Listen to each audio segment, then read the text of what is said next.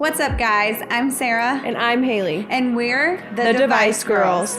Our mission for our podcast is to inspire and empower, educate, and learn all about the medical and healthcare industry as a whole. So tune in, and we hope you enjoy this episode. Hey guys, you've heard us talk about it a million times now. Medical Sales College is where our journey in device sales really began. Back in 2022, we were just like a lot of you, hungry for a career that was meaningful, fast-paced, and let's be honest, lucrative. MSC gave us the training, the confidence, and the connections, including each other, to actually land jobs in this super competitive field. So if you've been listening and thinking, could that be me? Yes, it absolutely could. With campuses across the U.S. and online options, it's never been easier to get started on your new career. Scan the QR code on your screen or go to medicalsalescollege.com/devicegirls to learn more about how Medical Sales College can help you break into device sales. Hey guys, welcome back to another episode of the Device Girls. Today we have a special guest, Mychellya. Welcome to the Device Girls. Thanks for having me. Of course. We are so excited that you're here. I'm happy to be here. Thank you. So Mychellya is a dear friend of mine. We went to high school together. She's a triplet, and she's just the most fun, energetic, compassionate, caring individual that I know.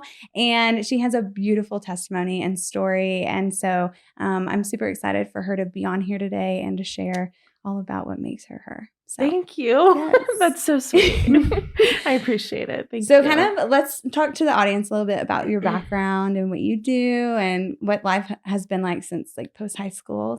Well, I have matured a lot since high school, since Sarah's met me and known me. I'm from Abilene.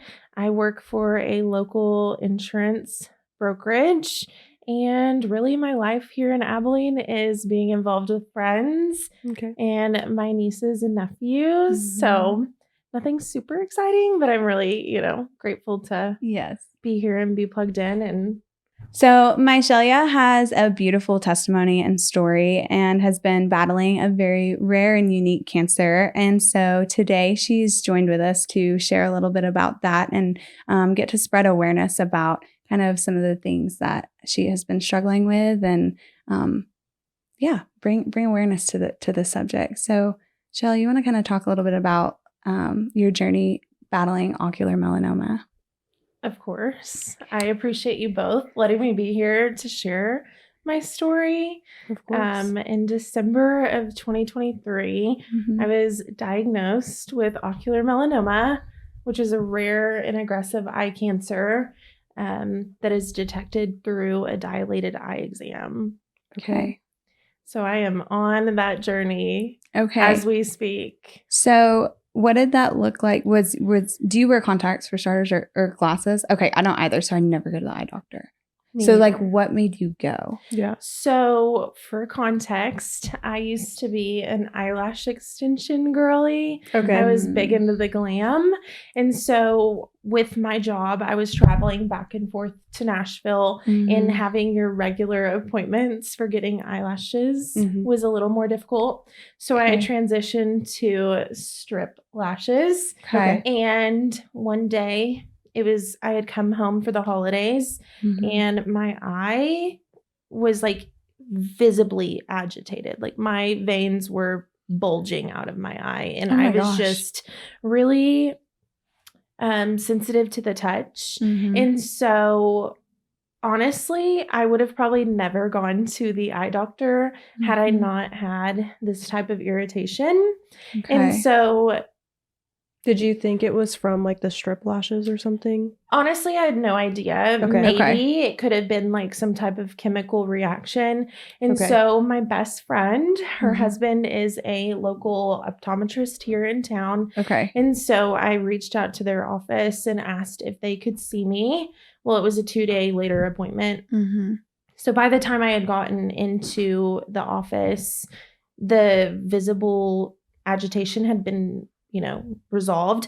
But I was like, okay, I need to go to the eye doctor anyway, because similar to you, like I didn't have any visual impairments Mhm. really. I mean, I had issues driving at night to where I was uncomfortable, but Mhm. nothing that I was willing to like go out of my way to go to the eye doctor Yeah. for. Mhm. And so I show up to Dr. Lyle's office for an eye exam. Never really had gone to the eye doctor before, like literally Mhm. one other time in my life, like Really? Wow. 5 years Mhm. prior. Like, because I was raised in a family where you go to the doctor for a cure and not a precaution. Yeah, like when you're sick. And not for wellness. So Yeah. like I really wasn't prompted to go. Yeah. And Yeah. so I go get my dilated eye exam and sit in the, office. Mhm. And next thing you know, I'm being told that I need to be referred to a retina specialist because there was a spot of concern on my eye that could be a freckle but needed to be identified.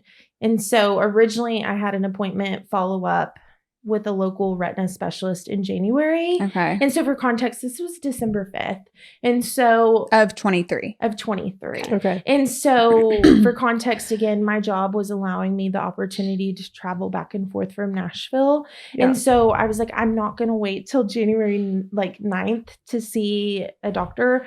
So I reached out to a female run retina specialist in Dallas. Okay. And I was able to be seen 2 days later. So Oh, wow. I had drove to Dallas and I was going to go by myself. And so go there. And my brother actually surprised me, which was sweet. My brother, my best friend. Aw. Because again, we didn't really know what we were soon to be facing. Mhm. Yeah. Was there a like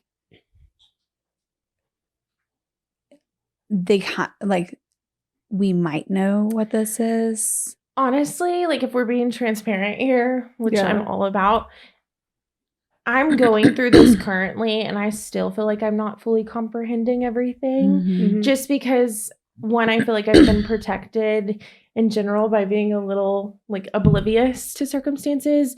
But two, I think the way that things have been handled and approached have allowed me to process on my own time. Mhm. And so when it was the very beginning stages of all of this, I think there are now signs that were obvious that this was something very serious, Mhm. but it was handled in such an eloquent manner. I'll never forget one of the nurses at the retina specialist. She told me, she said, I just want you to know the eye is resilient.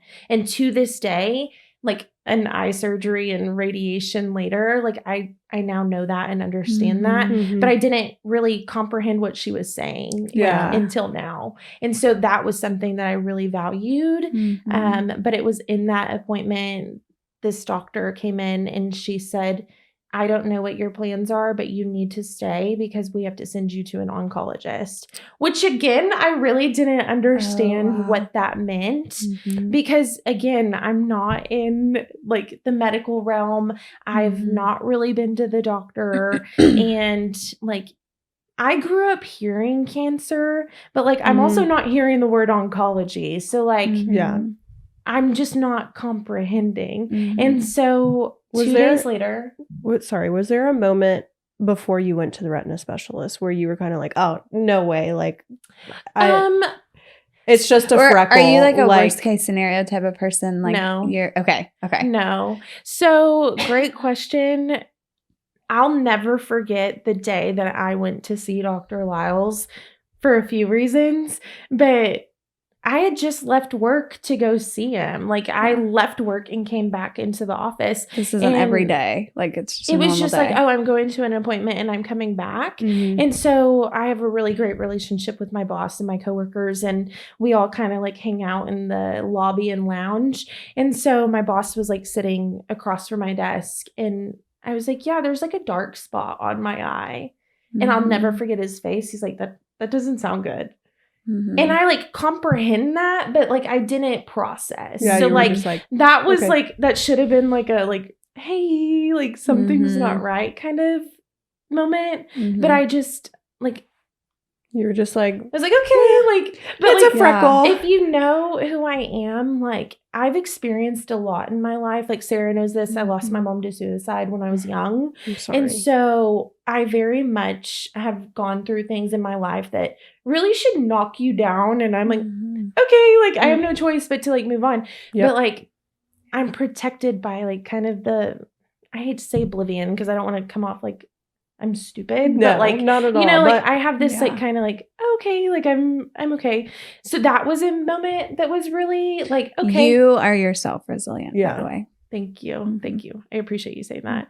I But, think like, it's probably a little bit of a blessing too that you're not a 100%. worrywart, because I am, and let me tell you, I will lose sleep over stuff or be anxious, and it's like, Oh. so I wish I had a little bit of oblivion, if you want to call it, in my life at times. Like I have told a lot of people through this, I almost feel like the distant cousin to what I'm going through, because like Okay. y'all are observing my life like online and through my day-to-day practice. And like Mhm. sometimes I feel like people look at me like a puppy, like, oh my gosh, you've got cancer. And I'm over Mhm. here like I'm like, Savage. wait, like is that like my lie? Like, Yeah. you know, Yes. because like I feel Mhm. not detached and dissociated with it, Mhm. but like because it's an invisible illness, like Mhm. I look okay. I mean, Right. mentally I'm dealing with some stuff, but overall, like I'm not facing some of the side effects that some people might have that Mhm. are a little more obvious. Mhm. And so that kind of helps, but it's Mhm. also a curse. yeah. But like in all of this, it does make it tricky to kind of be like, wait, I'm dealing with something that's going on inside my body that Mhm. I am completely out of control of. And like, that's what makes it tricky is Yeah. like processing and understanding and comprehending like the seriousness of Mhm. it. Mhm. Because like ocular melanoma is a rare cancer, like 1 in 6 million people get it.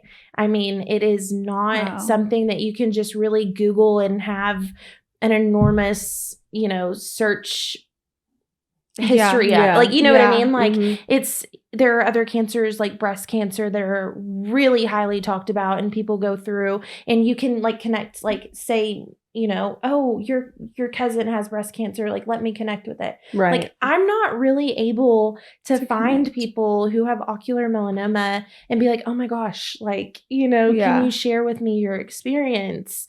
Yeah. Wow, So I'm that's what sorry. makes it really tricky is like, thankfully through social media, I've been able to connect with people across the world through social platforms and support Mhm. groups. And by a miracle and no coincidence, there was a gentleman here in town that had ocular melanoma that I was able to connect with in a brief moment that made me feel less alone. But that by itself is, again, I feel like a miracle because it's like Yeah. 1 in 6 million people. And there was someone in my hometown with the same thing. Mhm. Mhm. How do you explain In that? small, good old Abilene. Mhm. Good old Good. Abilene. Mhm. Wow. I think So, God probably God. knew you needed somebody Mhm. here. He did. Yeah. Yeah. Mm-hmm. Wow. Yeah. That's crazy. I don't know if 1 in that 6 answers million. all your question on that. Because Yeah. there were a lot of moments. And still to this day, I can now see like, okay. Like, Yeah. like that was, you know, because one of the things is like, it is a slow developing, you know, disease. Like most Okay. people who get diagnosed with ocular melanoma, their tumors are large. Like, I mean, they Really? are, because like, I think a misunderstanding is one, it's completely different than skin cancer. Like Mhm. melanoma of the skin and melanoma of the eye are two different things. Like we are not related. We're not sun exposure. Like Yeah. it is its own category of cancer. And so like deciphering that for people too is huge. Mhm. But like another thing is it's not like on the outside of your eye. Like Yeah. the tumor is inside the eye. Okay. So treating the tumor is tricky because it's like you have to be in, you can't just cut your eye open and stitch it. No. Like, you know, you have to find Mhm. ways to attack that tumor while your eye is still, you know, intact. Mhm. And so dilated eye exams are really important, which again, Mhm. I didn't know this. I'm not Mhm. going to the eye doctor. I have no awareness of the eye. Quite frankly, the eye is gross to me. I've watched too many Final Destinations and have seen punctures of the eye. Yeah. For me to Yeah. quite, like, honestly, like, if it's near or around my eye, I don't want anything to do with it. Yeah.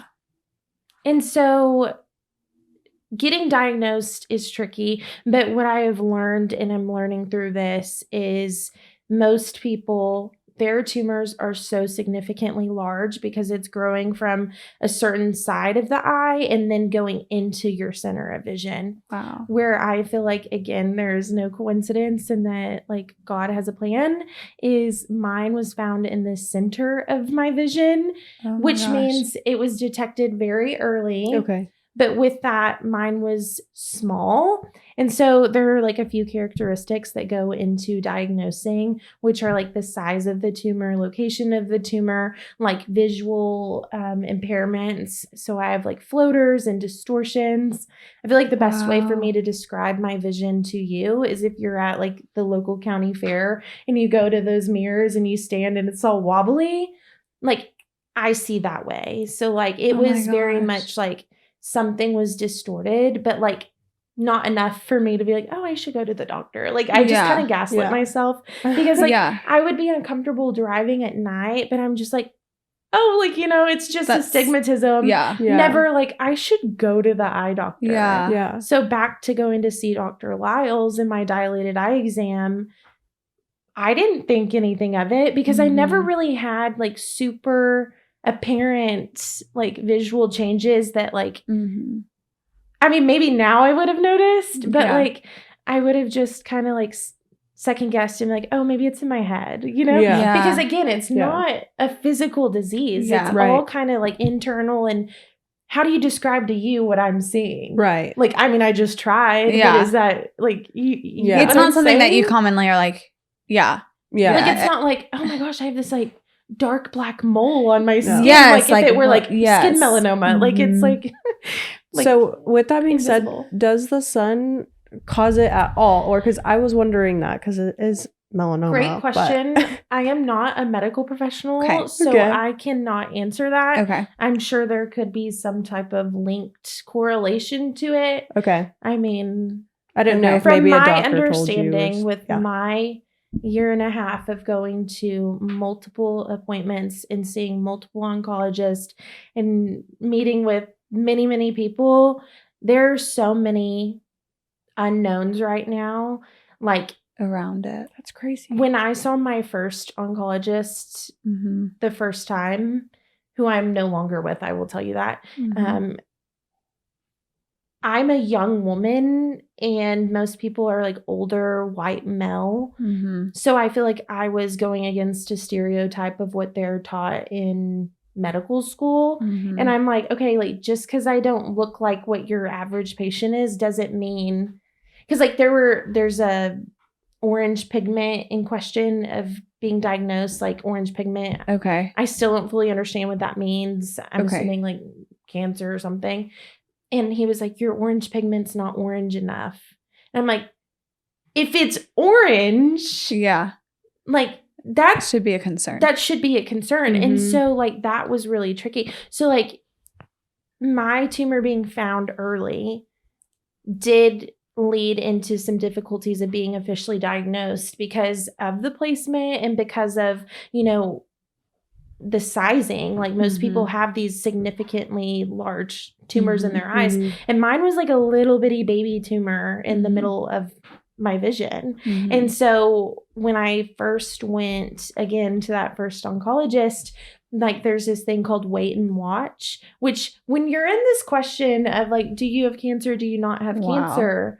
Like you're telling me that I should wait, but this is a super aggressive, deadly cancer. So there was a lot of confusion at the beginning of, I don't understand your practices. And so your approach to this, we don't align. Like, but like now I understand that is a huge part of it in general for people who go through this. Like, it's not uncommon for them to wait to see how rapid it grows, because one of the deciding things is it a freckle or is it an actual tumor? So I don't know if you know anything about the eye, if you do, but people can have freckles in the back of their eye. I have one. Like, honestly, when you said freckle, I started to panic because everybody's always commented and said, you have the cutest little freckle on your eye. But it's like, when you said that it's deep, that's where I was kind of like, well, so there's freckles that people can have in their eye, especially towards the retina, that need to be observed, because at any point in time, a freckle can transfer into a tumor. And so that's what's tricky, is like, I'm learning again, just by stories of other people I've connected with, that I've had a freckle that's been monitored for 9 years, and then next thing you know, it grows. So then the question is, you've had a tumor for 9 years that just decided to implode. Wow. And so that's what's really difficult and challenging about this disease, is like, one, there's not a lot of full understanding. Like, the people I have met and connected with, like, we all are just flabbergasted at, like, you know, okay, we're going to wait and watch, and we're going to monitor, or once we do this, there's nothing we can do. It's just a matter of seeing if it's going to, like, you know, metastasize. So that's another thing, like, and I hope I'm not like going off too far in a rabbit trail. But you're presented with treatment options. So like my story is really unique, because I went from Dr. Lyles to the retina specialist in Dallas to 2 days later to an oncologist. And then that led to, you know, we're going to wait and watch. Well, during that wait and watch period, I was then referred to MD Anderson, which was a gift from God, that I have people in my life that have connections in the right places, because I was then able to not only continue seeing this oncologist in Dallas, but to finally get to MD Anderson to get a second opinion, which was honestly affirming to what we knew was going on. But you just needed to hear it from someone else. But in the beginning stages of, is this cancer, is this not cancer, they tell you your treatment options, which are limited. So you have a rare and aggressive eye cancer, but then you have like 4 potential ways to treat it, which is radiation therapy, proton therapy, like laser treatment, or eye removal. And so, oh my gosh, I am, like, for context, someone that is very much like appreciative of every little thing. Like, if you follow me anywhere on social media, like, I am just like, oh my God, I love the birds. Like, you know, like, I will pay attention to detail more than the average person. So like, when you're at jeopardy of losing all your vision, what makes you, like, that rocks your world, because I'm just like, what? Like not, I'm never a why me person, but I'm like, why? Like, you know, like, I just, that was hard. And so you're faced with this like really big decision of, first of all, processing, which I'm still processing, and then deciding what is the best route moving forward. And so, you know, those are pretty intense, like, conversations to have, one with yourself, but with your support team, with your care team. And so I decided then that I wasn't going to proceed forward with the Dallas oncologist and moved to MD Anderson, where I'm very happy and grateful for. But it was immediate, because I think tumor was found December. Saw Dallas sky through January, February, March of 24. I think I get into MD Anderson maybe February. And by March, he said, you have to come up with the plan, like, right now, or this will be a problem. So like, I mean, he did not let me leave. Like, he was like, this was no wait and watch. This was like, like, I mean, it was like, this is serious. And he was like, we have to have a plan in place, which again, I still was comprehending, like, I wasn't comprehending. I was still trying to figure out what was going on. So when you have this doctor that is very shoot it straight versus your orange pigment is not orange enough, like, you know, it was just like, okay, like, this is serious. And so we went over all our options again, the radiation therapy, plaque therapy, laser, and eye removal. Well, MD Anderson doesn't offer proton therapy. That was done in, you know, I think Boston. So we knew that wasn't an option. And so radiation therapy is more your standard of care. And that's where they like insert radiation seeds on a 24 karat plaque and sew it to your eye. And radiation just goes in your body for days at a time.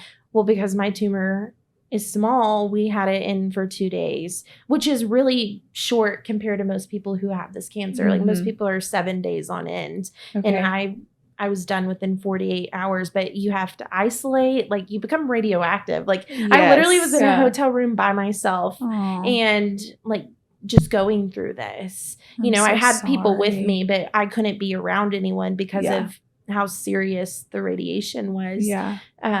Could you see at all when that was in, or where does that honestly, go? I don't remember that period because I was on medication and I was sleeping a lot. Okay. I know it was an uncomfortable feeling because you could just, because I mean, again, they're cutting the muscles in your eye, moving your eye to maneuver it, to put that plaque. Wow. So like, I did feel this sense of like, oh, like I don't feel comfortable. Yeah. But I can't really answer that for you because I was so in la la land for all I remember is my best friend's mom was so supportive and all I wanted was cheesecake. So I do have some really embarrassing Snapchats and like text messages of me in bed with cheesecake, and hey, I'm not ashamed you deserved of it. Yeah, I did. And so honestly, that was like the highlight is like going through that and having cheesecake, which I mean, that's so terrible to say, but I just remember looking forward to my Cheesecake Factory cheesecake every day. Yeah, that's like, awesome. So that kind of like helped. Good.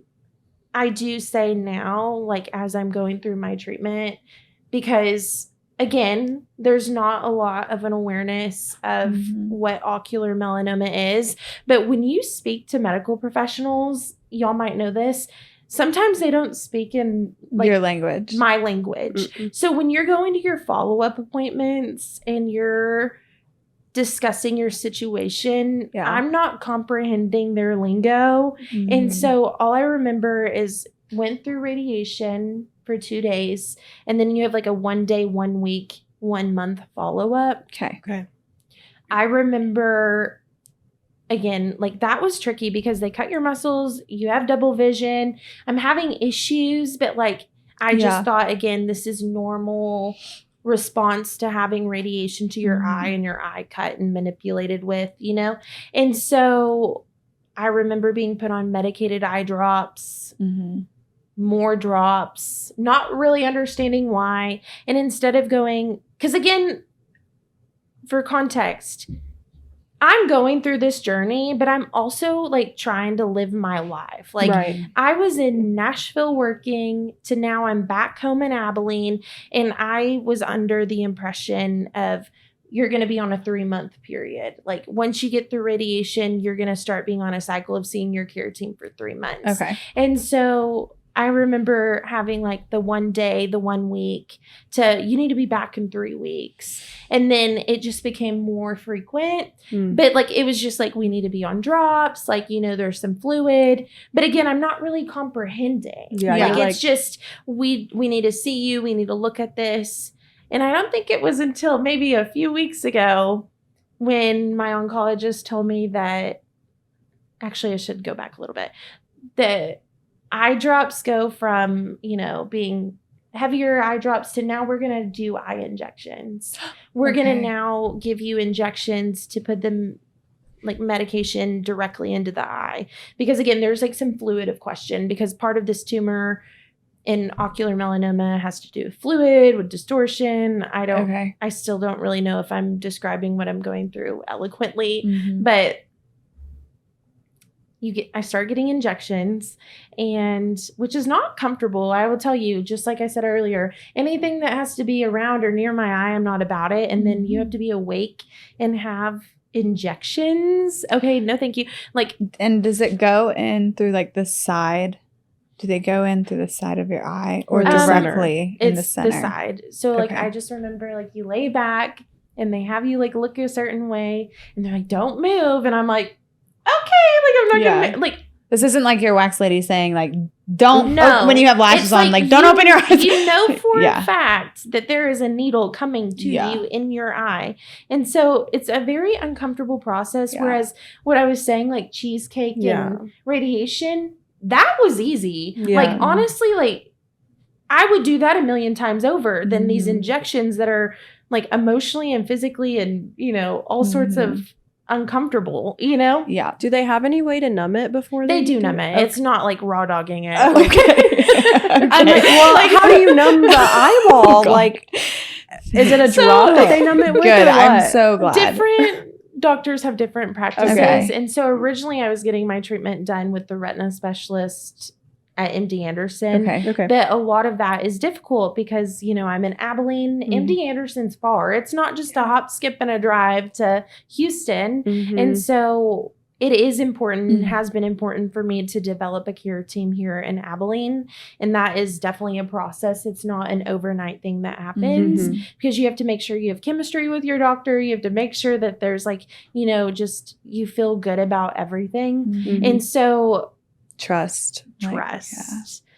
Trust. And so it goes to, the retina specialist in MD Anderson. They're big time, like numbing your eye and making sure you are fully numb. Here in Abilene, when you're going to a practice that they see people all day, every day to give injections, you're just a number. You're getting in and out, which I don't process that way. I am very much an intentional. I'm going to sit down and not rush the process, whether we're connecting over coffee or if it's an injection. And so it didn't really resonate well with me, which I think also made the process more uncomfortable because they give you a numbing injection and then they give you an injection and you're in and out. Yeah. So that's tricky. It's unique that you say that. And that's something that Shelby actually touched on in her episode, just like when she kind of speaks on some of her infertility. It's so different to see the level of care between rural and metropolitan saturated communities. And it's so challenging, our level of care is strapped. I mean, because there's not near the amount of people in this area to do what they're able to do there. And so it makes it so challenging. I never realized that because I grew up in Dallas. And so I've never even had to think about that until talking with you guys here in Abilene. I'm like, oh my gosh, I never realized how much people out here are struggling and how much they're driving into the metropolitan areas just to get more help because there's not enough hands here. Hands on. Yeah. And I mean, that I will say, being kind of immersed in the hospital and the healthcare system here, I mean, it is kudos to them in the way that they're trying to grow and scale and bring the technology and the care and everything that they can to Abilene. It takes time, but I'm so sorry. I show a lot of grace for a lot of people because we're all on this journey for the first time. And I'm learning that through my diagnosis, especially with Dr. Lyles, who is a personal friend and my, eye doctor. You learn about this in school, but you don't see it in real life. And he will be the first one to tell you, along with other people in this area, you're not seeing ocular melanoma often. Yeah. And so I have a lot of respect for every person who has gone on this journey with me because one, I know it can be really difficult for people to deal with me, but also just we're all in this capacity of how do you handle something at this degree when I am an MD Anderson with a care team, Well, and it's just uncharted waters because it's not very common. It's not. And so back to your original question, I went from being eye drops to injections to just a few weeks ago being told that none of the treatment has worked. Radiation in May was unsuccessful. Do we know why? No. Injections and eye drops, not successful. And so now I am actually waiting to find out if I will have radiation again, which is not common. When I was told a few weeks ago in my journey, we have to be more aggressive, I didn't really know that it was not going to just happen again. Only 2 people in 25 years have had radiation done twice. Okay. And so I just thought, oh, this is going to be an elective surgery again. No, I am at the discretion of a radiation team at MD Anderson, whether they want to give me treatment twice. If not, I am now having to probably proceed with laser treatment, which is where they go in and physically burn that tumor well, as I mentioned at the beginning, the tumor is in the center of my vision and close to my optic nerve. And so if that is the route we proceed with, like it's going to be immediate darkness like this. Whereas I've had gradual vision loss, which I think has been really important for me as someone that finds gratitude and magic around me. I've been able to process it on my own terms. Whereas if I have to face this immediately overnight, like I think it's going to be hard. So now I'm waiting, and it's been 3 weeks and I have no idea. Eye removal is an option, but it's the next option. Like we will either go through radiation or laser treatment.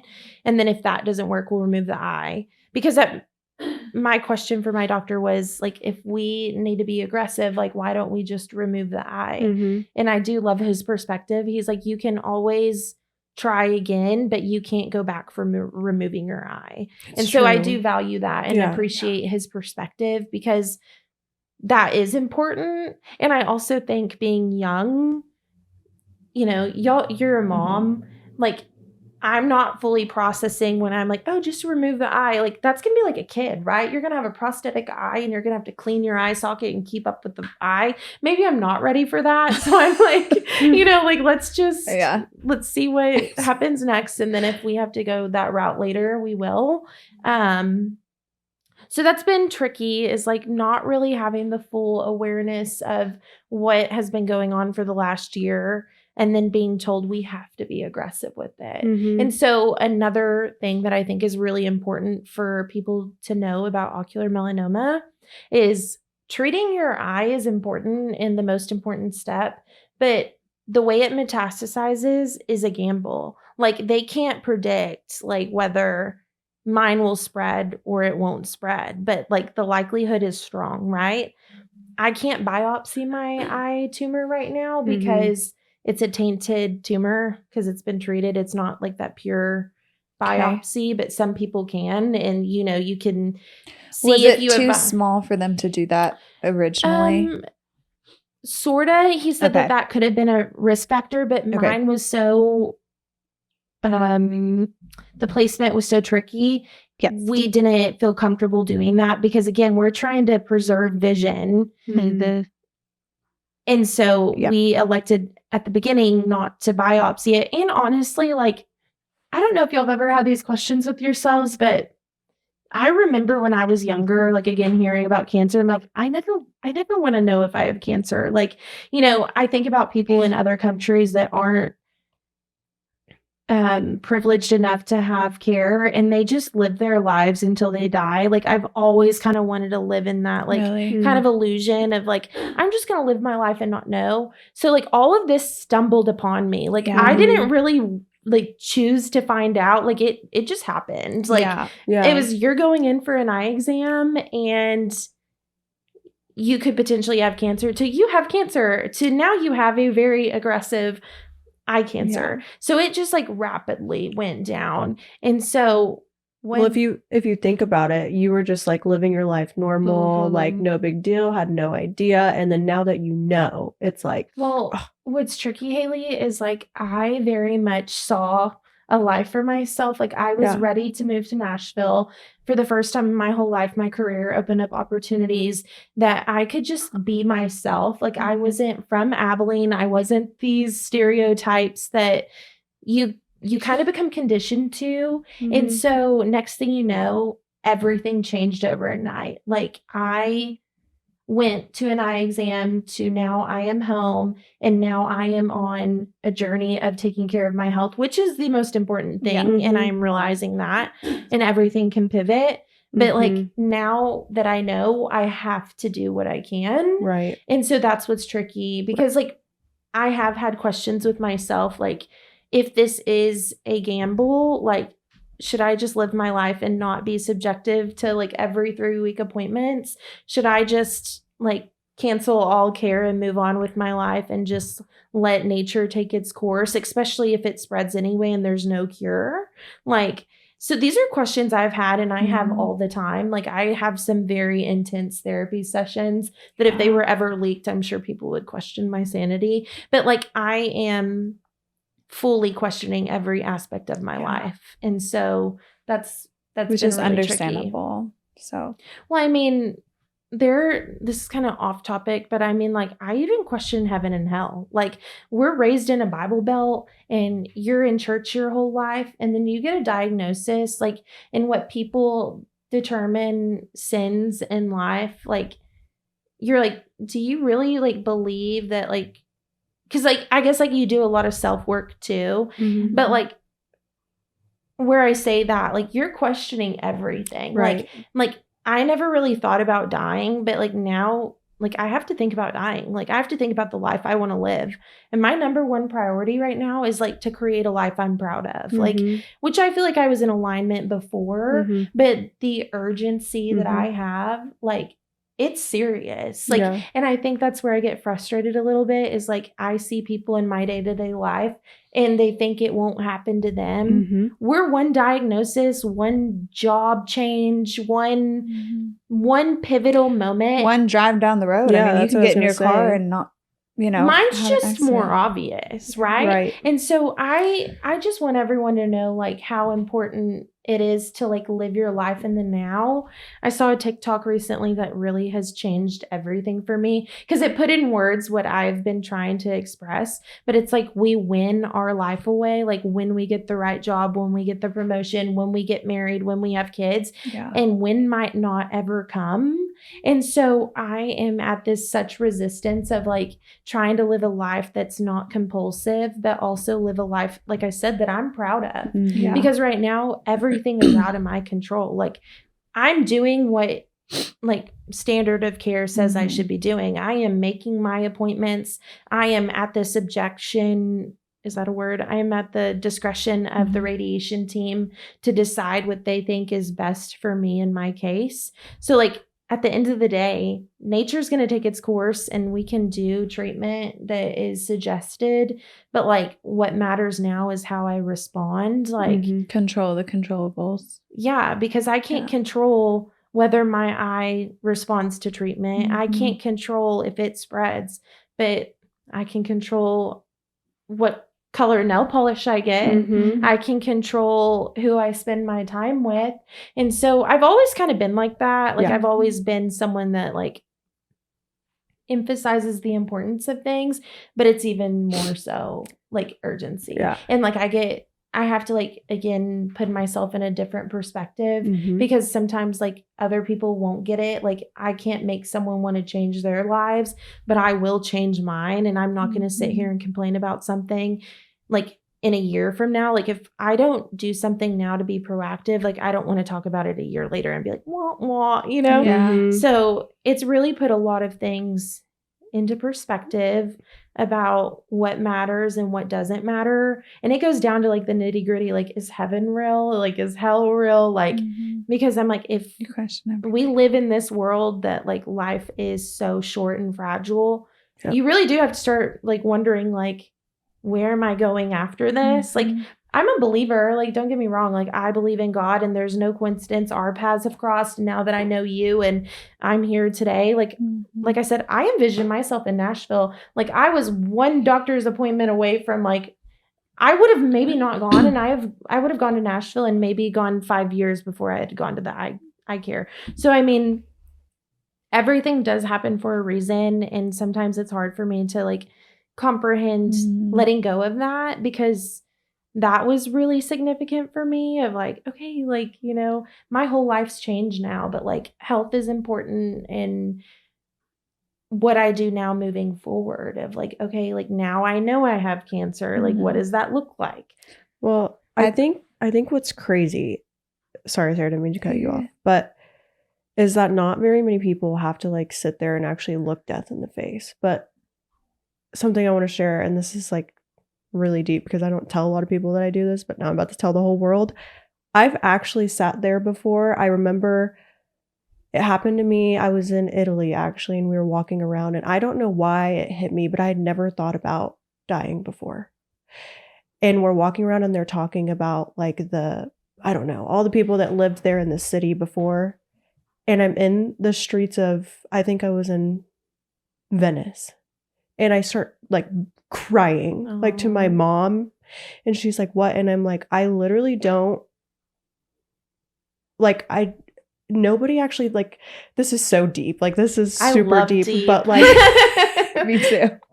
but I too. almost wish that I had never had that thought, because now I think about it all the time. I can be randomly driving and I'm crying, and it's not that I'm not a believer, but it's like, if you actually sit there and think about it in your head of like, where do you actually go? Like one day, literally, you're just, I imagine it in my head of just like a blank. I'm not laughing, but welcome to my life. Yeah, like a blank black screen. Like that's what I think of. Like you just don't know. Poof. Yeah.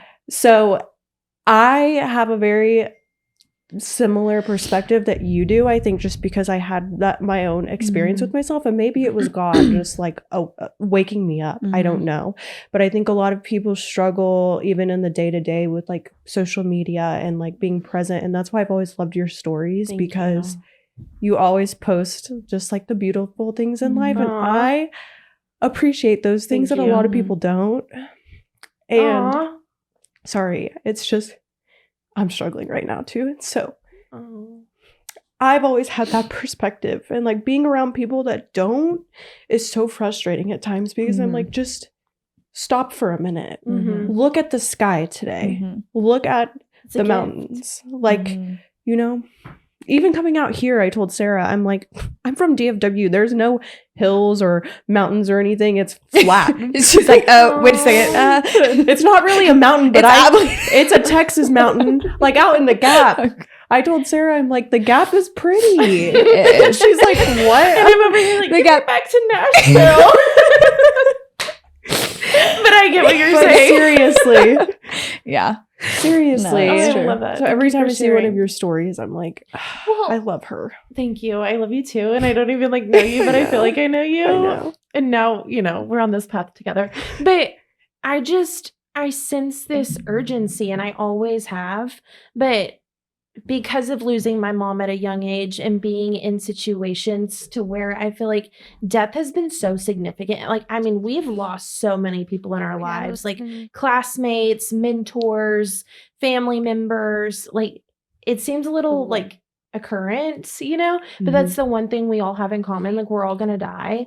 But because of the losses that I've had in my life, I know how important it is to like be intentional. Like, superficial stuff does not matter. Like, it doesn't mean a thing. No. Like, I have a collection of stories to share, and people I've met on the street just in whimsy, like, oh my God, I love your dog. And then now I'm in a group text with 6 old men from Franklin, Tennessee, because we just picked up because I just wanted to pet his dog Duke. And now we're in community. Yeah. Like, your clothes fade. And, you know, what I think is interesting, like being in insurance and risk management, like in dealing with catastrophes, is I see that things are here today, gone tomorrow. And we put so much pride in possessions. Like, I'm just so thankful that I'm not caught up on that. Like, yes, I love my nice stuff, but what matters is how you love and how you show up and how you serve.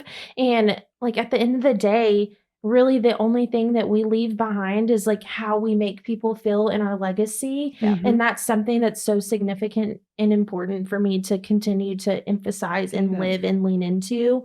Because I mean, having a house full of stuff for it to be donated, like it to be eventually in a trash pile, like, so I'm just thankful that that's never been my priority. But I do take extreme care and emphasis in taking the time to watch a sunset or a sunrise, or to just really be mindful and notate the things that are such a gift. You know, like, and then, you know, you see these things and you have these questions with yourself. Like, imagine now taking one of your eyes away, like how much more important it is. Because now, honestly, like, having cancer is scary, but you know what's more scary is now knowing moving forward, I have one eye that I have to take care of. So if something ever happens to this eye, I'm legally blind.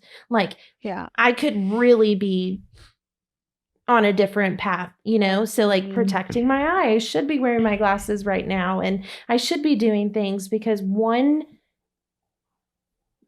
disruption to my good eye will really change everything moving forward. Yeah. And so that's where I always have to shift my perspective and find the good and focus on what I can control, which is a lot more than my health and, you know, a diagnosis that I can't control.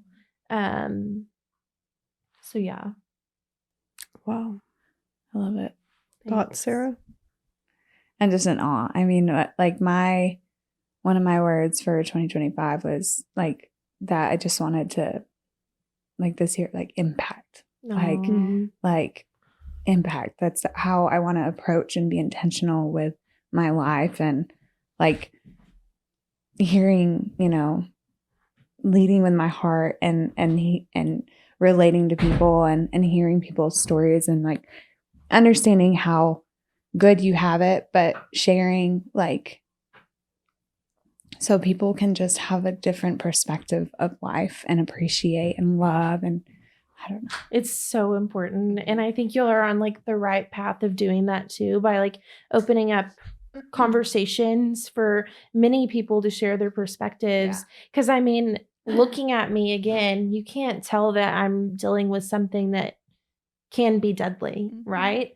But I also don't want to identify with that. Like I am so full of life and love and opportunities. Like I sometimes feel like the world around us wants to put these type of boxes, you know, for us.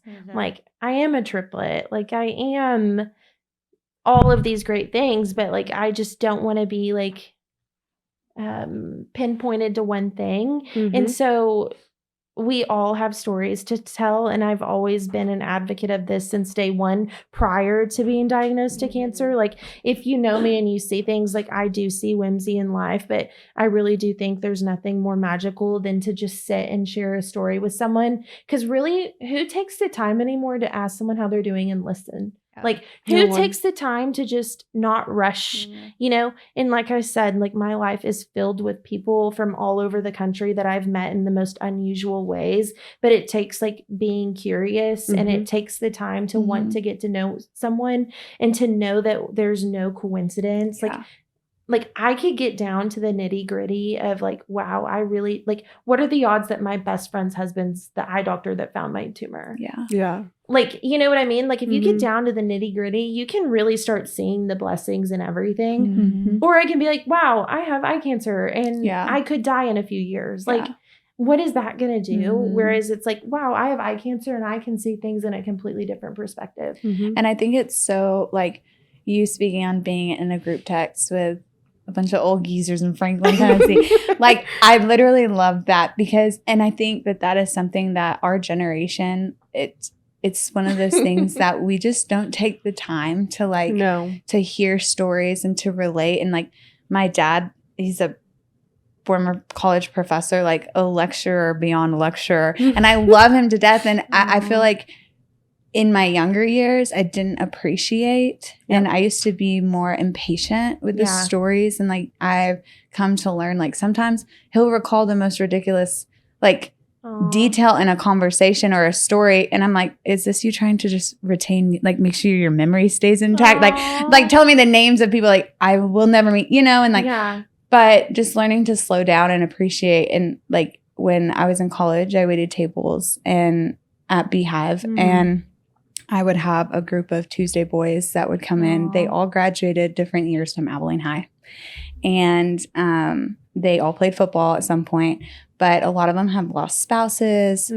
They've lost actually several of the fellows that would come in in the group. But they're just old men who are the most precious human beings. And I related to these guys so much. And like, I still like just this past Tuesday, the first Tuesday of every month, they would come in, they'd sit in my section, and I developed such a relationship with them. They came to my son's first birthday. They're so giving and just like, I mean, but they are the most godly, wholesome, like have such insight and wisdom to give and to share of like how to live your life and how to start that now, you know?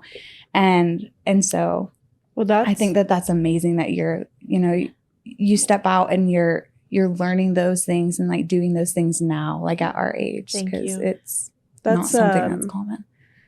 That's what I really love just about doing this, and not even because I want to be the person to make change. I don't do this for self-gratitude, But I was telling Sarah after we had Shelby on, I was like, she was telling us just how much like of an impact she felt we were making. And I never really it never really hit me or like put in perspective. Like it just wasn't how this whole thing came about at first. Like we just want to do a podcast about med device and how you get evolved, in. And but it's like, it's people like you, like Shelby, like yes, with like the sharing stories like that make this impactful and Mhm. like, it's I just know. become so much more than I ever thought it would be. And I'm so thankful for it because it's just not what the idea ever was before. But now I can just feel like, I don't know, I feel like God's just like, no, keep going in this direction. Because like sharing people's stories, like I told you earlier, it could be one person that watches that Mhm. has ocular melanoma or any type of cancer, and they just want to reach out to you and talk. yeah. Anybody. I think y'all both should be proud of yourselves because Thank you. to put an idea into action is so important.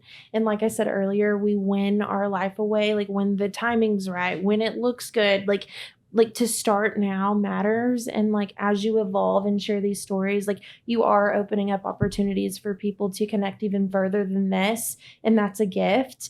And I think if we start seeing everything as a gift, like our lives change. Like to be here today and to share and reconnect with you, like after all these years of not talking, is a gift. Like to walk down the street and just say hi to someone that, your paths are in cross with is a gift. Like I've always said, like everything happens for a reason and there's no coincidence. The people in our lives are there for a reason. Like sometimes it's more for a lesson, but like I just truly, again, like I could share stories and you're like, wow, like it is so evident that God has put people in your path for a reason. And it's for no other reason to share his goodness, but like the connection, like we live in a world that I feel like lacks connection. And I am such a connector and I am such a person that lives on deep meaning and deep, like I love deep. You're over here like, I'm so sorry. I'm like, no, like, please, I welcome it. And just, really sharing the perspectives because we're all learning and we're all growing. And what I am learning is seasons are temporary. So like maybe one day I'll get through this and be like, wow, like it was just a season, even though it feels heavy, but like someone can learn something from all of us. Like I can learn from you and you. What you're going through might not be visible, but if you are vulnerable and you're willing to share, like you can make a difference in someone's life. And sometimes those people can make a difference in your life. And I think we underestimate that so often. And so I am thankful for whatever, reason God made me this way. Like I know some people are like, oh my gosh, but I'm like, I really do feel some type of calling with people and connecting with people. And again, just so many stories of, going on vacation and sitting next to someone in the plane. And I noticed she was like kind of crying. And I said, are you okay? And she said, I'm on the way home. Like my mom's dying of cancer. And I said, I'm so sorry. I said, I've lost my mom. Like, if you ever need anything, like I'm here for you. And we exchanged numbers. And I'm someone that follows up religiously. Like I will check in like, hey Haley, how are you? Like, and with no reason or intention of getting a response, but like people come across my mind and I'll reach out. Because I feel like we're never supposed to suppress a generous thought. Like if someone crosses your mind, reach out. If someone like, if you feel compelled to do something, like do that, right? Because I don't want to know the consequences of if I didn't, And so I would reach out to this girl for, weeks, months. And what's funny is I met her on an airplane on my way back home from Nashville. And when I was going to that doctor in Dallas for the first time ever in January, actually it wasn't January, it was December 7th, I had texted her and I said, I'm thinking of you. Like, I hope your mom's okay. I'm praying for her. And I get this long text back, and she said, you know, I appreciate your efforts to like stay in contact with me. She said, my mom has since passed. And she said, I've actually been diagnosed with cancer myself. So this girl that I met on the plane, she's going through a cancer journey as well. And so we have been on this path together, even though our journeys look different. Yeah. But it took me, one, recognizing that there is this girl sitting here next to me crying on the plane and asking, hey, are you okay? But then like me following my intuition and just checking in and texting and not being like, oh, I'm not getting a response back. Like, I'm still going to text you and hey, just checking in. And like, that makes a difference. And we all are capable of doing that. Yeah. So like having worldly possessions means absolutely nothing to me. Yeah.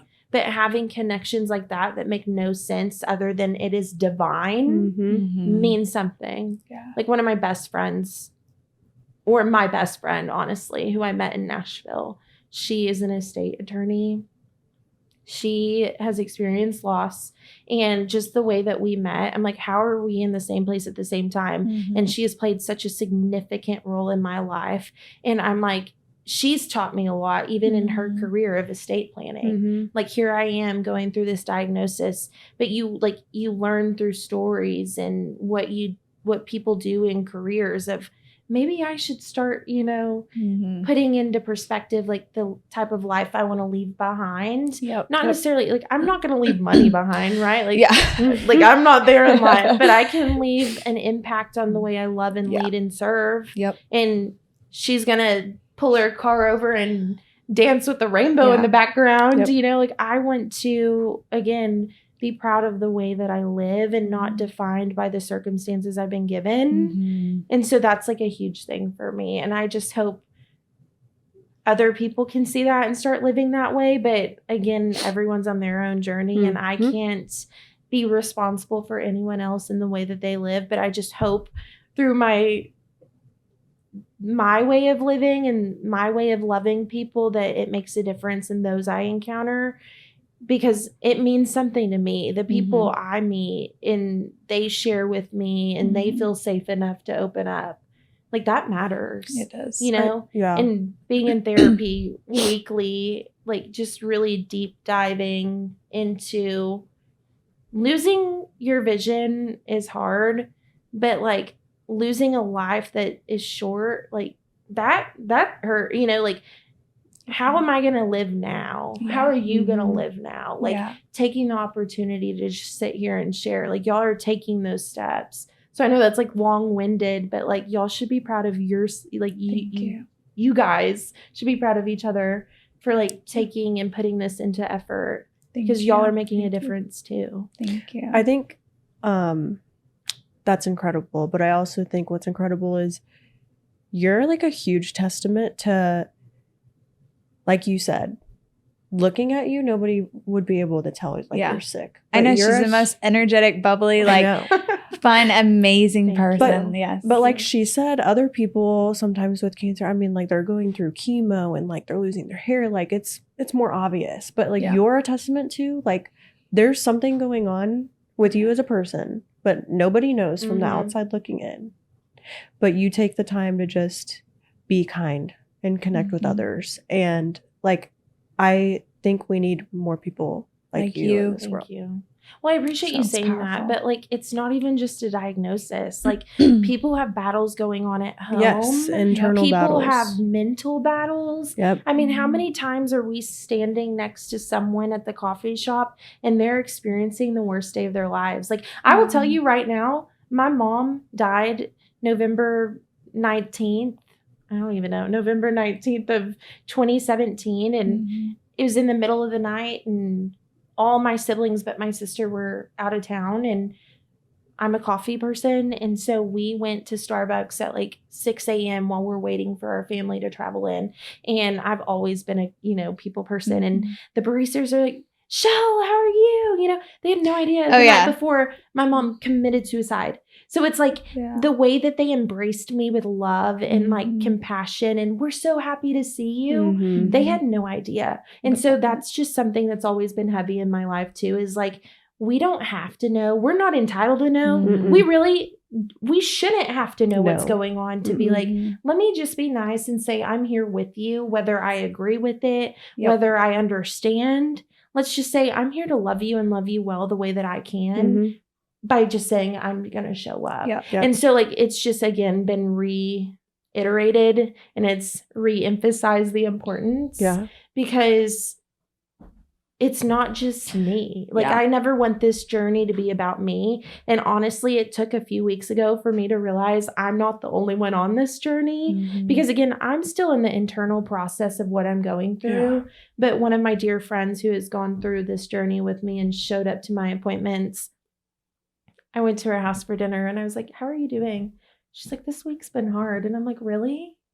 And she's like, yeah, when I found out about your appointment. And I was like, oh, like, you know, like I just didn't comprehend that like she's also having to digest what's happening to me in this circumstance, which there's other things that were going on too. But it really put in perspective, like other people are going to have to process that I might not always be here, you know, which is a morbid thing to process. But it goes back to my friend who's the estate attorney, like learning and realizing like, we have lives to live and like what we do matters now and how we prepare and plan, not even just on paper, but like, how do I want to be known when my nephews are going to have to one day think about like Yaya, you know, I want them to be like, yeah, she was a little crazy. Like she did talk to strangers and was not afraid to do so, you know, like she did take time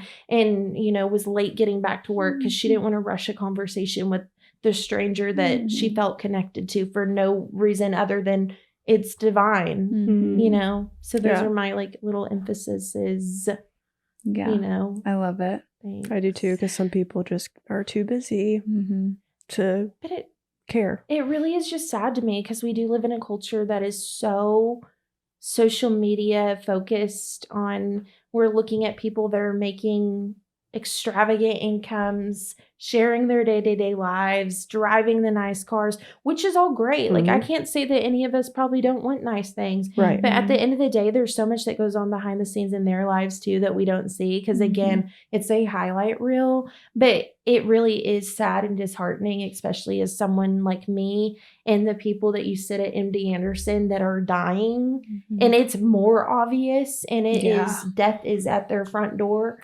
And you're sitting there and you're just like, even I have something to be grateful for. And then you think about like, oh, because I don't have the newest car or the most updated iPhone, like who cares? You know, like I just, so like, again, like I feel like I'm in this battle and therapy helps of like trying not to get frustrated with people. But like what matters is, like I said, like how you love and how you show up and how you serve and take time to really just listen to other people and to find whimsy. You were saying your word this year, you know, was to make an impact. Like mine was to kind of get the color back in my life. Like I feel like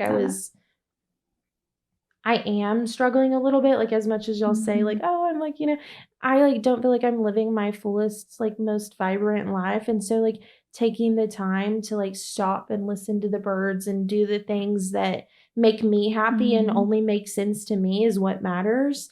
And so like just focusing on those things, you know, and we all are capable of doing that. I love it. I always say it's about what's in your heart and your soul.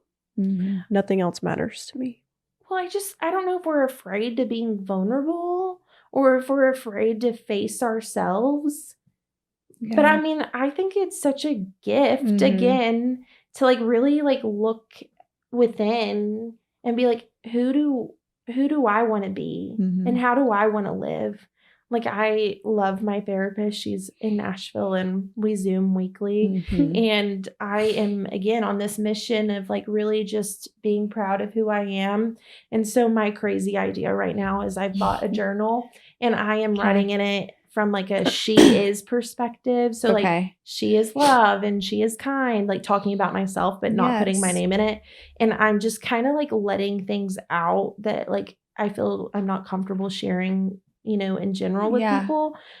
But I think I'm going to like fill out this journal with a bunch of unhinged shit and I'm going to go sit it on a coffee table or You should on a publish it. bookshelf. You should publish it. I probably should. But, you know, A personal memoir. I don't know. Like, part of Yes. it, but like, my thing is like, You want it to be anonymous? kind of, but like, that's the point. Like, of Mhm. like, The she. like, Yes. like what I'm going through, like, that not a lot of people like want to sit. I mean, people want to sit and listen, I think, out of curiosity. Mhm. But like, are we open and creating spaces for people to feel safe enough to say like the most unhinged things? Like, will I go to hell? Like, am I going to go to heaven? Like, Yes, you know what I mean? Like, these things that people like in the Mhm. Bible Belt traditionally, like, it's like, obey your mother and father, like, you know, or, you know, you get condemned if you live a certain Mhm. life, which I think is stupid. Like, love God, love people, keep it simple.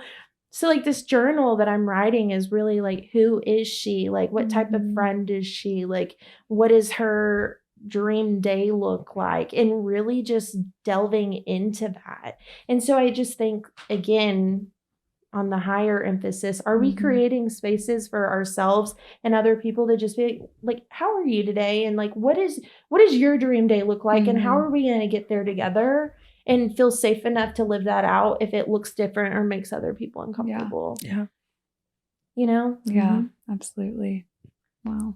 So I'm just on this personal mission of trying to heal my inner child Mhm. and to live a life I'm proud of and to live a life full of color, not just like literal color, but like Mhm. like stories of people I've met. Cause like Mhm. like I said, at the end of the day, what do you have when you die? Like Mhm. I've literally thought about this, like my Mhm. funeral. Like if I have a funeral, one, it's gonna be comical because I have people again across the world that Mhm. because do you ever feel like, oh, I have a best friend? Like I say best friend so loosely, but I have really good friends because Yeah. everyone Yes. means a lot to me, right? Yeah. Like I connect so deeply. Like I really do think I have 1,000 best Yeah. friends. Yeah. But like they're all so different. Yeah. So Yes. then I tell, you know, my friend in Nashville, I'm like, if you were to sit in a room with my friends here in Abilene, like I think you would look at them and they would look at you and be like, this doesn't make sense. Yeah. And so you just start like Yeah. really Yes. questioning these things.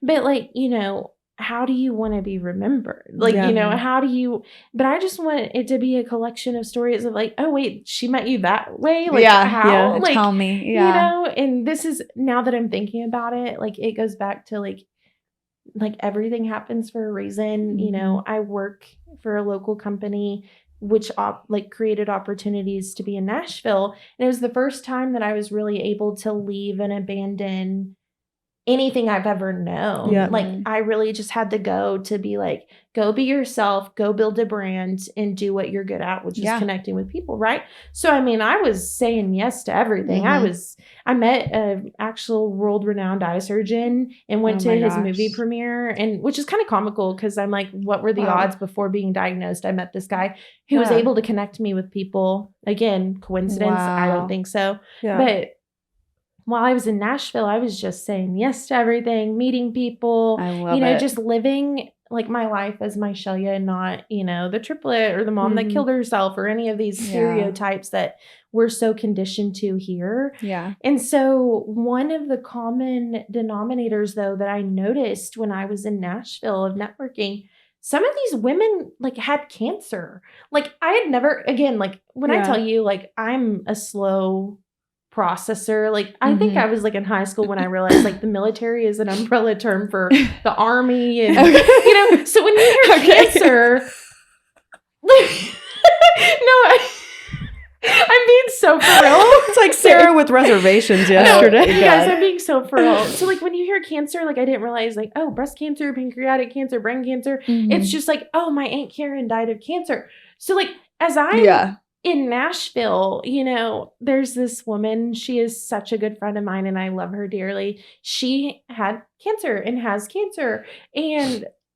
But I just didn't think anything of it. But I was Mhm. like, oh, wait, like you're out networking. Like you're showing up just like I am and you're Mhm. living your life normal. Like, cause you couldn't tell, like, Yeah. you know, Yeah. honestly, I couldn't, just like me, I couldn't tell she had cancer, Mhm. you know, but she was very holistic and if she's listening to this, I really do love you. I'm not even talking shit. But when I first met her, she was telling me that she did sound healing. Okay. And I was Okay. like, sound healing? Like, what kind of frou-frou, hippy-dippy shit is that? Like, Okay.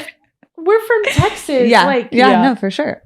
I would have thought the same thing. Yeah. I always look at I love you if you're Yeah. listening to this. There is not one thing. It was just different, Yeah. right? You Yeah. meet people that believe in all sorts of healings that I've never Mhm. heard of. And at this point in time, I loved my truffle fries and I was eating so unhealthy. Mhm. She has a local kitchen where she's like holistic. Mhm. So again, I don't think there was any coincidence, 2 years ago, a year and a half ago when I met her, Yep. that she would play such a significant role in my life. Yeah. Like, Mhm. I Like just, in your health. yeah, now. but like Okay. also just the awareness of That's the amazing. common denominator. Like, she's not the only person I know with cancer in Mhm. Nashville Mhm. that I met networking. Yeah. So it's like I'm out here being this young, fun, happy-go-lucky girl, Yeah. and I'm meeting people of all different walks, all different social statuses, all different beliefs, Mhm. and meeting her, I'm like, oh my gosh. So, when I got diagnosed, she's one of the first people I reached out to, because you're now having to question everything. Like, Mhm. is sugar really feeding my tumor? Mhm. Like, am Yep. I going to die because I'm going to eat the whole bag of Starburst jelly beans in one setting? Like, Yeah. you know what I mean? Yeah. Like, you're Yeah. just really processing. Yeah. Mhm. So it goes back to the emphasis of, I don't think there was a coincidence that I met her. I don't think there was a Mhm. coincidence that my job led me to Nashville and introduced me to my best friend and best friends and Mhm. has allowed me to see things from a new perspective. Because again, like, I never really thought anything outside of the Baptist church either, like, Mhm. which I didn't go either. Like, I love God and I love people, but you will not catch me in a congregation. If you listen to Call Her Daddy and Hallie Batchelder, she's like, Mhm. I'm a CEO. I'm a Christmas, Easter only. That's questionable for me too. Like, I Yeah. don't know if I want to go into the church because this is the church. Yeah. Like, Yeah. and so that's me. my own spiritual journey. But the magic that you can see when you see things from a different perspective and like, Mhm. wow, like, there's no coincidence the 5 of us are in this room. Yep. Like, Mhm. there's but like, who's going to take the time to really just nurture and follow up and explore those like relationships? Yeah. So I know that was a rabbit trail, but that was an emphasis No. that I had to like I bring love up it. because there was no question about Yeah. it that these things have all happened for a reason. Just like right now, I don't really understand why my tumor's not responding. I don't understand Is why it- I'm in Abilene, like, Yeah. but I have to trust. Mhm. And what I can control is my attitude, and I can control about now making every single day here like the most magical, fun experience of my Mhm. life if I wanted to. Yeah. So it's just recreating your narrative and pivoting and adjusting. Because I mean, honestly, there's a reason probably God's in control, because if I control my life, I probably would have screwed it up. Yeah. So, Yeah. Yeah. Absolutely. Yeah. So with your tumor, so you've said it's not responding, but does that mean that it's growing? So it's not growing, Okay. which Okay. is great, but it's not dying. Yeah, it's not Okay. And going so away. it's been having active blood flow. Okay. But the one thing that also is tricky and where we're all in question is Mhm. like, if this has now been alive for 2 years, like, what does that mean in regards to spread? Because, Mhm. earlier when I was sharing, the person next to me who has this cancer, whose tumor was 11 millimeters before it was found, they're, statistically going to have it spread Mhm. faster than mine. Mhm. Or mine might not spread at all. We don't know. Like, Yeah. my oncologist said it best. Like, we're all going off of theories, Mhm. but like not knowing, because like the spread, like, because removing my eye and killing the tumor means nothing. That just Mhm. means my eye's taken care of. Like, Right. I'm going to be on a Correct. continuous care for the rest of my life of maintenance, Yeah. of body scans every 3 weeks until they decide to develop to 6 months, and then 6 Mhm. months become a year. You have these routine things that now I am responsible for. And then Yeah. that leads to, oh, now I need to go to a dermatologist because the risk of skin cancer is now higher, Okay.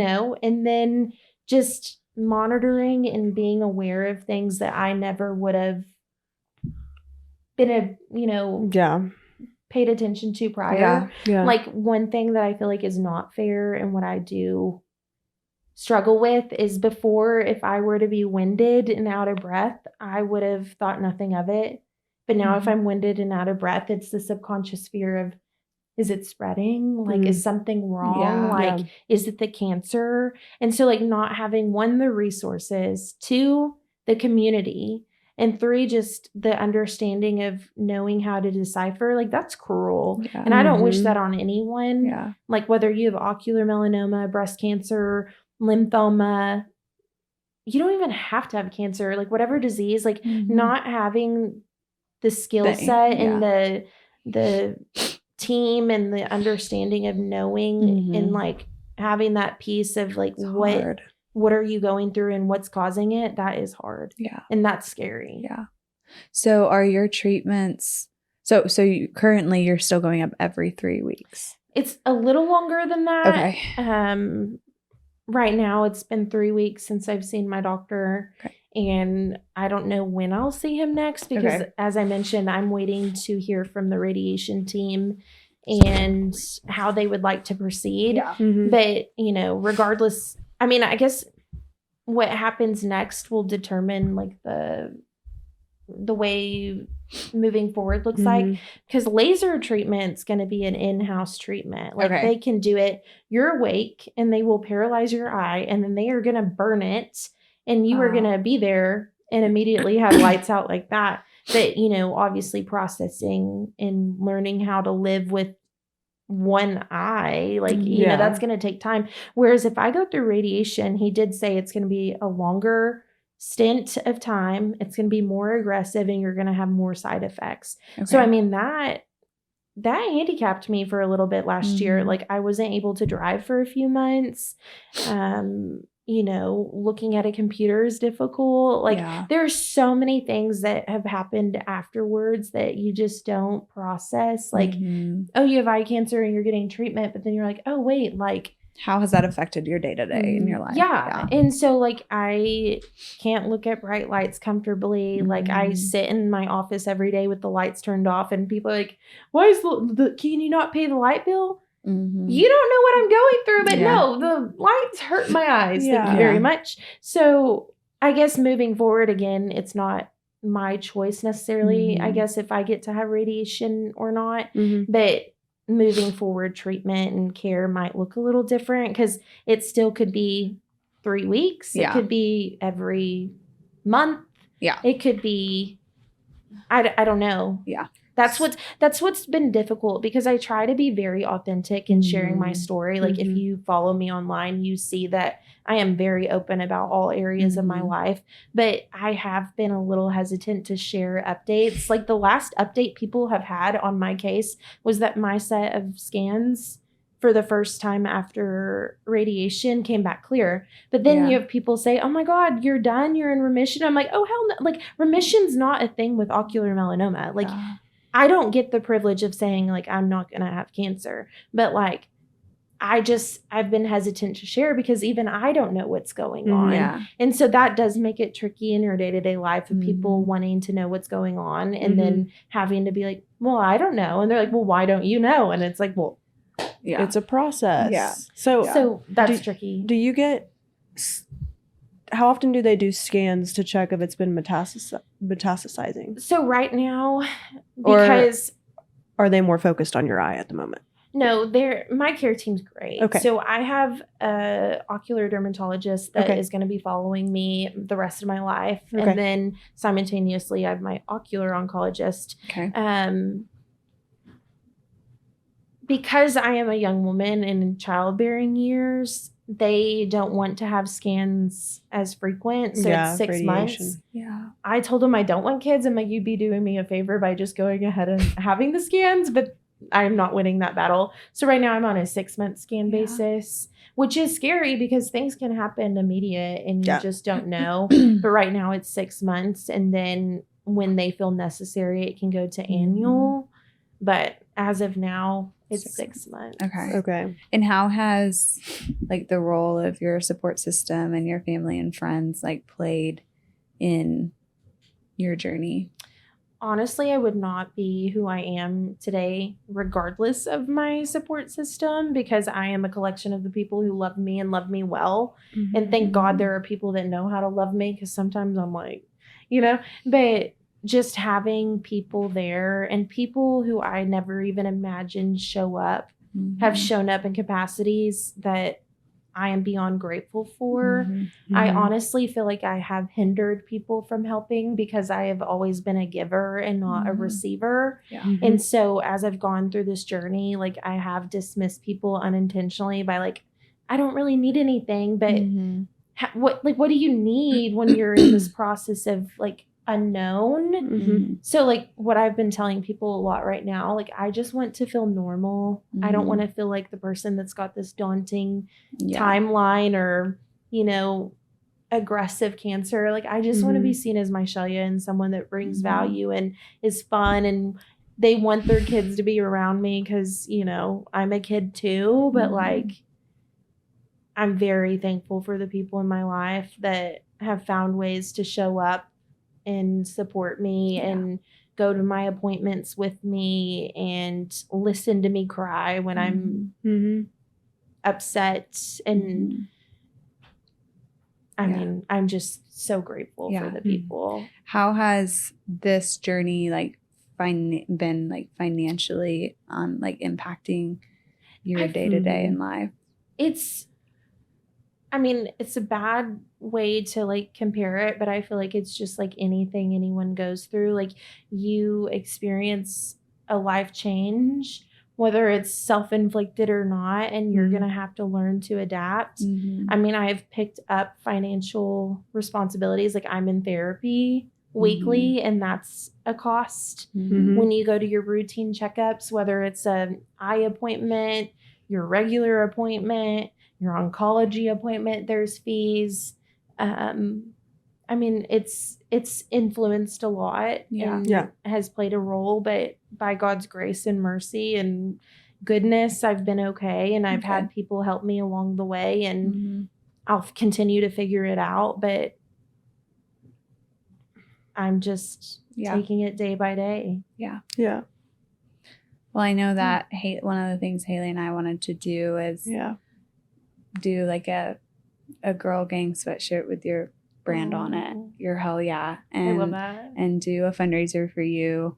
And so just sell a sweatshirt or sell a t-shirt or something, and then we want to donate all the proceeds to you. And whether that's that's something that you yourself are needing, or there's a cancer foundation that you're interested, whatever, but let you make that decision. And Well, I appreciate that more than you know. And again, I'm just like a collection of the people that take care of me and love me well and find ways to support me. So I'm very thankful that you both like want to help me and support me and find ways to spread awareness and share about my story in ocular melanoma. So thank you. I do feel like the most important thing is the hell yeah. We haven't even touched base on know. it. So I'll just talk us through this. Yeah. Okay. So because it's on your sweatshirt too. I love that. Thank you. So as you know, my name is Mychellya, and so I'm a triplet. I have a twin sister and a brother. And I feel like my entire life, like if you just look at it from a bird's eye view, is kind of like, what, So like my name, Michelle, Mychellya, Mychellya, like, there's, no, I'm serious. If you have a up-to-date car and you're like, call Mychellya, it's like, Mychellya is calling. Mychellya. The things that I have been called in my lifetime, when I'm not confused for my twin sister or just comical, like I could even just try to like spare the pain at work and be like, hi, I'm Michelle. And they're like, Rochelle. And I'm like, oh, even my nickname can't even be processed correctly. Shell. And so we have a friend that we went to high school with, Laura, and we were in some English class. I mean, it was a joke of a class. Yeah. And all I remember, because again, who I am now is not who you probably remember me as in high school. I have given up some extracurricular activities and things. And this friend of mine, we were just sitting there and she's like, MYC, hell yeah.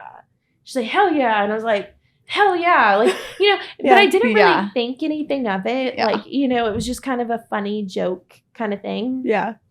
But as I'm growing and like coming into myself and, really just trying to create my own identity, when I started telling people which again, I'm a professional, which is questionable sometimes.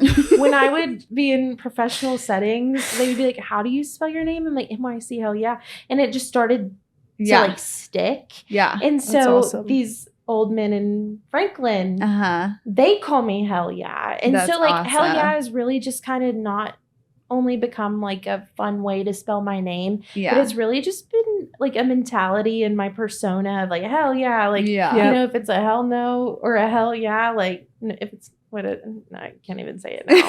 If it's not a hell yeah, it's a hell no. Like I've just turned it into like my way of living and mentality. Like I say it probably a million times a day. Like, I love it. You want to go to lunch? Hell yeah. Like, you want to get coffee? Hell yeah. Yeah. Like, it's I love that in context. So anyway, I think that's so fun. And like now it's been a huge part of even my cancer journey of this time last year when we went public, because I didn't want to share because again, we're from a small town. Yeah. And so many people, I feel like, already had ideas of who I was in my life and going through suicide with my mom. Like, people come out of the woodworks and it's just like, are your intentions pure or are you here out of pure curiosity? And I'm dealing with something so severe that I needed to make sure I was right. Yeah. Like, I don't know if I'm right now, but like, I was not ready to share publicly because there were other things happening in my life too that happened all at once. So it was really intense a year ago. Yeah. And so when I finally decided to go public, I was like, people talked about a GoFundMe and we need to do merchandise, which again, I never wanted to know I had cancer to begin with. But when you start questioning these things, I'm like, I don't want people to wear a blue ribbon. Like, no disrespect to anyone that has cancer or creates their own fundraisers, but that's just sad. Like, and so I'm like, what can I wear that's going to be a conversation starter? And again, I'm all about connecting with people.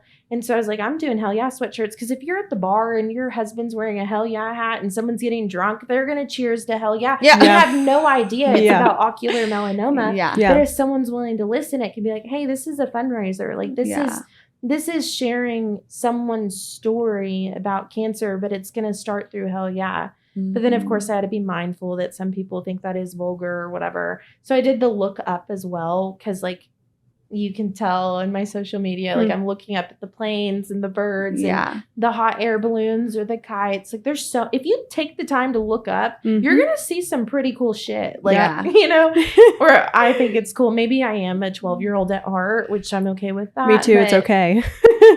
So anyway, I do appreciate that. And it does make me really happy. But I think it is important that I shared the hell yeah story because it wouldn't make sense. It's freaking awesome. I love it. So it's my way of living and my mentality of hell yeah, like more now than ever. So I appreciate y'all wanting to join me on this journey and find ways to support me and even just opening this opportunity to share.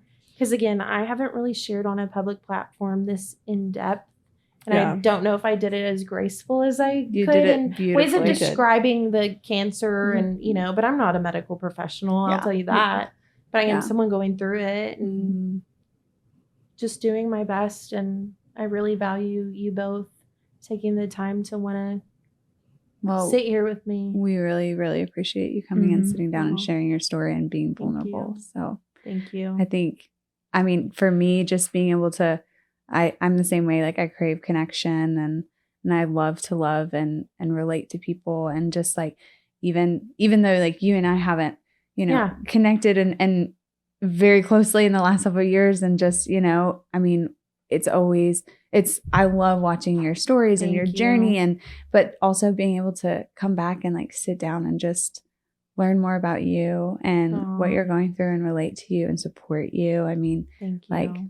is what it's about. Well, The it's community. special. Like, Yeah. I really do feel grateful because, now we're reconnected and now I Mhm. have a new I friend. know. I'm like, and I didn't even know you before, but I Yeah. feel like we're besties now I already. want to have like an off the camera convo and I like get know. to sit down with you Yeah. and kind of share it this way. Yeah. Yeah. So I do appreciate it. And Yes.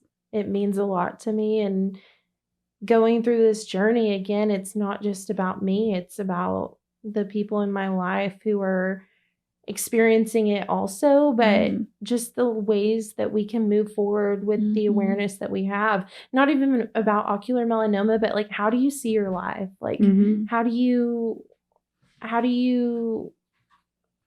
want to live a way that you're proud of, and like the urgency now. So I Mhm. think that's like really important, Yeah. One more thing I want to say about connecting with people is I have always been like, and you know this, Sarah, I'm a very open book and people think it's crazy. And I'm like, why do you share so much about you or your life or whatever? I'm like, because I don't care. If it helps me connect with you more and have Mhm. better conversation, I don't care Mhm. what you know about me. Mhm. I don't have very many secrets. Let's be honest. There's a few, but it's a very short list. Mhm. And that's just because I don't Mhm. care if you know everything about me. Sure, let's connect. Like, Mhm. I love people. I just love to have conversations. And and I think if somebody can relate to one thing I've gone through, or one thing I'm going through, or just something that's made me happy about my day, I don't know. But I don't think it's weird. I'm an open book, No, and I love it. always. It's so important. Like, I will tell you right now, again, I will use this word, it's a gift. Mhm. And to share moments with people, especially moments of vulnerability, is a gift. Mhm. And it is something that is free. Mhm. It Mhm. takes nothing to have a few extra minutes to sit with someone or just to create that space. Like, Yep. I am so heavy on creating a safe space for people Yes. Mhm. because I know what it was like to not feel comfortable when, especially going through with what my mom was going through and the Yep. suicide and people's opinions and perspectives on that. But there are people in my life to this day who I have called because of the way that they live. Mhm. And I met them one time. Yeah. And I'm like, you're the only person I feel safe talking to right now. Aw. And Isn't that they are amazing? listening to this, and I love you. But I won't get into that. But like, it's Yeah. just very important for us to connect and to be open. Yeah. And I love that you're like that as well. I love that about you. I'm like, yay. Yeah.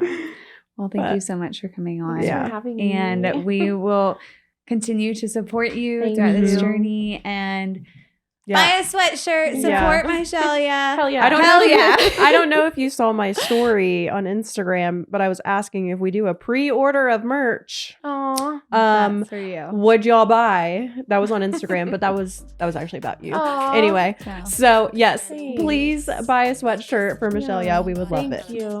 And hell yeah. Hell yeah. Hell yeah. Hell yeah.